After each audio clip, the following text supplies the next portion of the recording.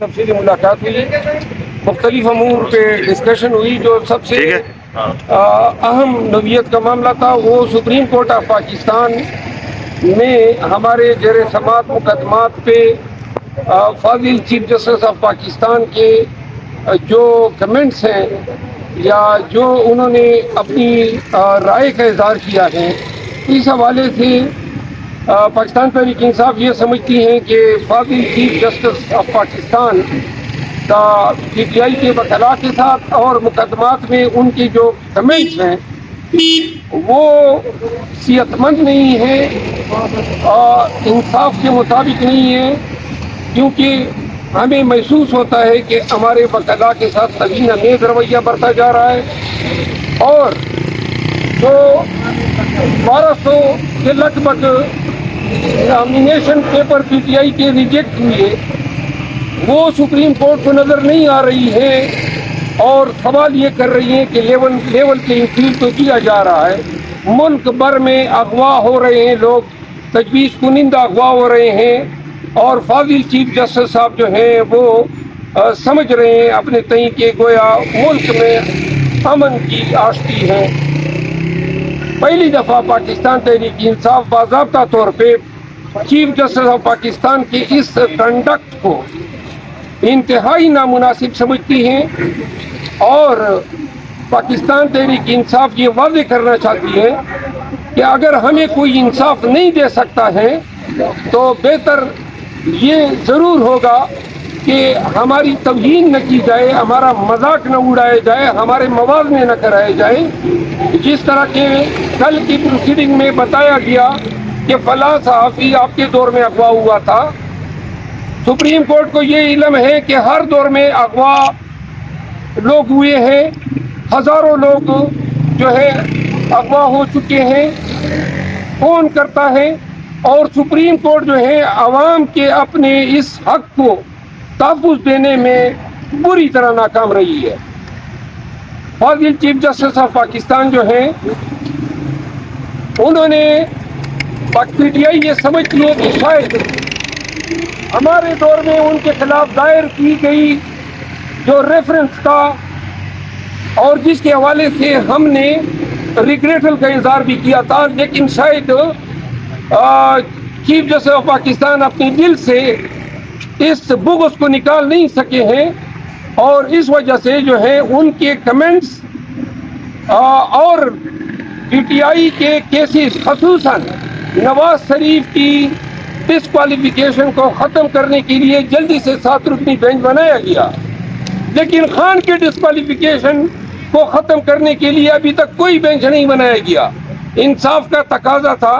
कि अगर नवाज शरीफ को आप सुनवाई दे रहे हैं तो हमें भी देते हैं। इंसाफ का तकाजा है 4 महीने से हमने इस्लामाबाद हाई कोर्ट से अपने तमाम मुकदमात की मुंतकिली के लिए 186A की दरख्वास्त सुप्रीम कोर्ट में दायर की है, तारीख नहीं लग रही है। सुप्रीम कोर्ट ऑफ पाकिस्तान में हमारे मुकदमात जो है न कि सिर्फ ताख़ीर का शिकार है बल्कि PTI अब समझती है कि चीफ जस्टिस ऑफ पाकिस्तान के होते हुए PTI को इंसाफ नहीं मिलने वाला है।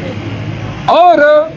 हम आज वाज़ेह तौर पे पॉलिसी स्टेटमेंट दे रहे हैं कि हमारे मुकदमात जो है चेयरमैन PTI के मुकदमात जहां पूरे मुल्क में पूरा निज़ाम हमारे खिलाफ लगा हुआ है, ऐसी सूरत में अदल से वाबस्ता इदारों की तरफ से हमारा तस्दीक किया जाना, हमारे मुआवजे कराए जाने, हमारे केसेस को नज़रअंदाज किया जाना, ये ऐसे वाक़यात हैं जो कि किसी भी सुप्रीम कोर्ट के किसी जज के जो कंडक्ट है उससे कमेंसुरेट नहीं है। तो लिहाजा हम